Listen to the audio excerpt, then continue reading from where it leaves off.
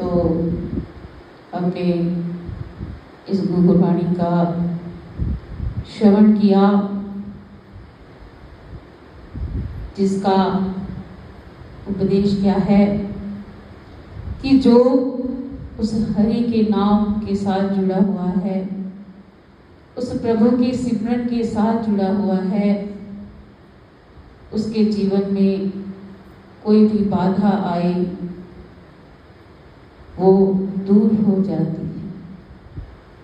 हम सब गुरु घर में बैठे हैं, इस प्रांगण में बैठे हैं, अपनी हाजिरी लगा रहे हैं।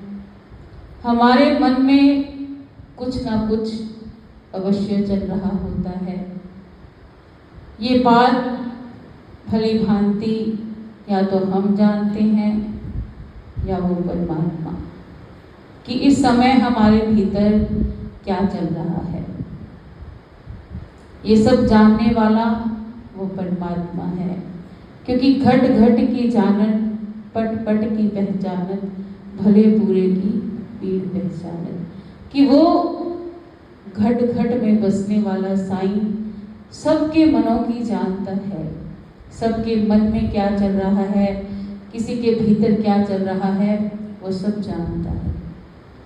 लेकिन हम इस कल्प वृक्ष के नीचे बैठे हैं, कोई आस लेकर, कोई इच्छा लेकर, कोई मन के भाव लेकर, ये नहीं पता कि वो हमारी आस क्या है, हमारे मन के भाव क्या है। क्योंकि दर पे चाहे कोई भला है, चाहे कोई वो बुरा है, वो इच्छा पूर्ण होकर जाता है। चाहे आपने कई बार श्री बाई जी के मुखारविंद से भी सुना होगा एक भक्त की गाथा, कि एक भक्त शिव भगवान के मंदिर में जाया करता था रोज दीपक जलाने के लिए, तो एक बुझाने के लिए जाता था। एक बार क्या हुआ, इतना आंधी तूफान आया, जो दीपक जलाने जाता था वो तो अपना नियम पूरा नहीं कर पाया, लेकिन जो बुझाने जाता था वो वहां पहुंच गया। तो इस पर भगवान शिव उस पर खुश हो गए। क्यों खुश हो गए? ये नहीं कि ये दीपक बुझा रहा है, ये कि वो अपने नियम का पक्का था, उसने अपना नियम अटल रखा। जहां नेम है वही प्रेम है। जब हमारा नियम पक्का हो जाता है, जिस प्रकार हम स्कूल में जाते हैं, कहते हैं कि हाजिरी के भी वहाँ नंबर मिलते हैं, हमें अटेंडेंस पूरी हो हमारी तो उसके नंबर भी हमें दिए जाते हैं। अगर पेपर में 1-2 नंबर पीछे रह जाता है बच्चा, तो वो उसमें नंबर ऐड हो जाते हैं। तो ऐसा ही अगर हमारा नियम गुरु घर के लिए, मंदिर के लिए, कहीं भी भक्ति के लिए पक्का होता है, हमारा अटल निश्चय होता है उसके चरणों में, तो वो भी हमारे साथ खड़ा होता है। एक बार एक राजा के राज्य में एक शाहूकार रहता था। उसका नियम क्या था कि वो रोज राजा की चौखट को सजदा करके जाता था। कई बार कहते हैं कि जीवन में कई बार कुछ समय ऐसा बुरा आ जाता है, हमसे भूल से भी कोई गलती हो जाती है। ऐसा ही उस शाहूकार के साथ हुआ। उससे कुछ गलत कार्य हो गया तो उसको सिपाही पकड़कर ले गए, फांसी की सजा सुनाई गई उसको। तो जब फांसी पर लटकाने लगे तो पूछा गया कि तुम्हारी आखिरी इच्छा क्या है? मरने वाले से आखिरी इच्छा अवश्य पूछी जाती है। तो उस साहूकार ने कहा कि मेरी जिंदगी का एक नियम था कि मैं जब भी कार्य करने जाता तो मैं अपने राजा की चौखट को सजदा करता था। नमस्कार करता था। तो आज मेरे जीवन की अंतिम घड़ी है, तो मेरी आखिरी इच्छा यही है कि मैं अपने राजा की चौखट को सजदा करूं, नमस्कार कर सकूं। तो जब उसको राजा की चौखट के पास लाया गया तो राजा ने दूर से देखा कि अरे ये तो वही साहूकार है जो बिना किसी इच्छा के, बिना किसी लालच के मेरी चौखट को सजदा करता था। तो आज इसको ये सजा सुनाई गई है। तो राजा ने क्या ऐलान किया कि इसको बरी कर दिया जाए, इसकी जो फांसी की सजा थी उसको रद्द कर दिया जाए।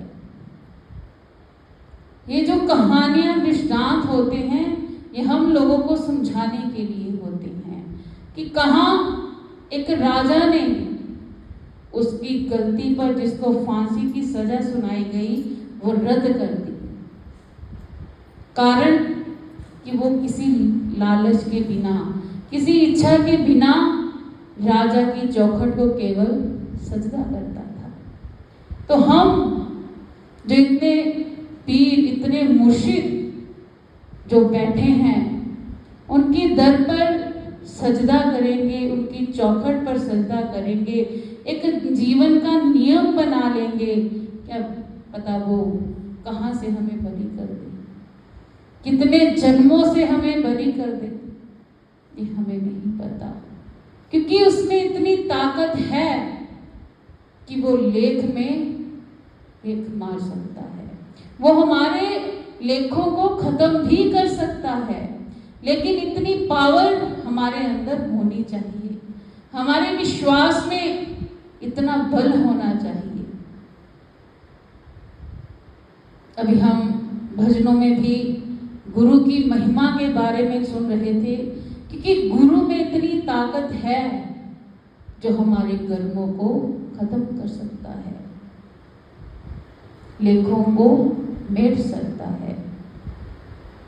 लेकिन एक विश्वास, वही बात है कि अगर हम मिट्टी पर भी विश्वास कर लें तो वो भी परमात्मा का रूप ले लेती है। धन्ना भगता, उसने क्या भक्ति करी थी? क्या वो वेदों का ज्ञाता था? क्या उसने ग्रंथ पढ़ रखे थे? वो तो अनपढ़ एक मंद बुद्धि जाट था। लेकिन उसको ये विश्वास हो गया कि पत्थर में भी भगवान है। उसने पत्थर को भी भगवान का रूप मानकर उसकी सेवा की, उसकी पूजा की, उसकी आराधना की। तो भगवान को पत्थर में से प्रकट होना पड़ा। ये तो हमारे विश्वास पर निर्भर करता है कि हमारा विश्वास कैसा है। हमारा विश्वास कैसा है? अगर तो हमारी इच्छा पूर्ण हो जाती है, किसी भी दर पे हम जाते हैं, तब क्या है? हमारा विश्वास पक्का है। कई बार ऐसा होता है, भगवान भी हमारी परीक्षा लेता है कि मैं देखूं ये कहां तक मेरे नियम पर चलता है। तो कई बार भगवान अगर परीक्षा लेते हैं, हमारा विश्वास डगमगाने जाता है, डगमगा जाते हैं हम अपने पथ से, अपने रास्ते से, और अपनी मंजिल अलग कर लेते हैं, गुरु से मुंह मोड़ लेते हैं। किसी ने कुछ अपशब्द कह दिए तो इसका असर हम क्या करते हैं? भगवान पे डाल देते हैं। संसार से मुख कभी नहीं मोड़ा हमने, संसार लाख हमें बुराइयां दे दे, संसार को तो हम छोड़ ही नहीं सकते। छोड़ते किसको हैं? ईश्वर के नाम को, ईश्वर की भक्ति को। तो ये हमें आसान लगता है, लेकिन हम ये नहीं समझ पाते, जाने वाली वस्तु तो यही है, संसार ने हमारे साथ नहीं जाना, लेकिन फिर भी संसार में अटके पड़े हैं, इसकी माया में लिपटे पड़े हैं, मेरा मेरा कहकर इसमें जीवन गुजार रहे हैं। मेरा तो ये शरीर भी नहीं है, ये भी एक दिन मिट्टी में फना हो जाएगा, ये भी राख बन जाएगी। एक बार राजा जनक के दरबार में सुखदेव मुनि जी आए उपदेश लेने के लिए, क्योंकि सुखदेव मुनि जी को ये अहंकार था कि मेरे जैसा ऋषि कोई है ही नहीं। लेकिन उनके पिता ने कहा, अगर तुम बिना गुरु के अधूरे हो, अगर गुरु बनाना है तो जाओ राजा जनक के दरबार में, उनको अपना गुरु बनाओ। तो उनको सुखदेव जी को ये अहंकार, अरे वो राजा इतना असक्त, राज कार्य में इतनी लालसा में भरा हुआ, और मैं कहाँ त्यागी वैरागी। वो जा रहे हैं, संदेशा भेजा कि मुनि जी मिलने के लिए आए हैं। तो राजा जनक ने क्या कहा कि उनको कहो कि वहां खड़े होकर प्रतीक्षा करें, अभी मेरे पास समय नहीं है। ये बात सुनकर ऋषि को थोड़ा क्रोध भी आया कि अरे मैं एक मुनि, त्यागी वैरागी, और ये कहाँ राज्य में फंसा हुआ, रंगीनियों में खोया हुआ। वो खड़े रहे। दूसरे दिन राजा जनक ने आज्ञा दी, एक द्वार वो पार करके आए, फिर कहा कि वहीं रुक जाएं। ऐसा करते करते 7 द्वार आगे आए। तो राजा जनक के पास जब पहुंचे तो राजा जनक ने उनका आदर सत्कार किया, बैठने को आसन दिया, भोजन ग्रहण करने को कहा। तो जब भोजन उनके पास रखा गया तो राजा जनक समीप बैठे, भोजन अच्छे अच्छे व्यंजन उनके सामने आए। तो जब खाने लगे तो एकदम से सुखदेव मुनि जी की निगाह ऊपर चली गई। तो वो क्या देखते हैं, कितनी पतली पतली तार से तलवारें लटक रही हैं सिर के ऊपर, कि अभी कोई छोटी, अभी कोई छोटी। अब राजा जनक तो अपनी मस्ती में भोजन कर रहे हैं। सुखदेव जी ने भोजन किया, लेकिन उनको उस भोजन में आनंद नहीं आ रहा। कारण कि कहीं कोई तलवार मेरे सिर पर ना गिरे, कहीं कोई तलवार मेरे सिर पर ना गिरे, मैं कहीं मृत्यु को ना प्राप्त हो जाऊं। तो जैसे कैसे भोजन समाप्त हुआ, इतने में राजा का एक सिपाही दौड़ता हुआ आया और कहने लगा कि हे राजन, तुम्हारे राज्य में आग लग गई है, सारा कुछ धुआं धुआं हो गया, सब जलकर राख हो गया। तो राजा जनक को कोई फर्क नहीं पड़ा, वो मुस्कुराने लगा। लेकिन जो सुखदेव मुनि थे वो कहने लगे, अरे भाई, मेरा तो उधर ड्योढ़ी में मेरा तो कमंडल पड़ा है, मेरी छड़ी पड़ी है, मैं दौड़ कर ले आऊं, कहीं उसको आग ना लग जाए। तो राजा जनक ने उनका हाथ पकड़ लिया। ए मुनि, आप कहाँ जा रहे हो? तो उन्होंने कहा, अरे भाई, मेरा कमंडल वहां पड़ा है, मेरी छड़ी पड़ी है।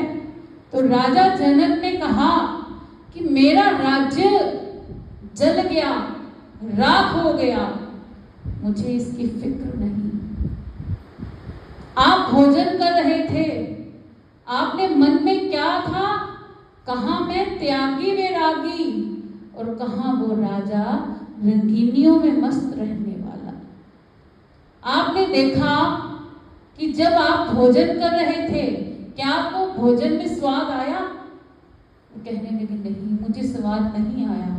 क्यों नहीं आया?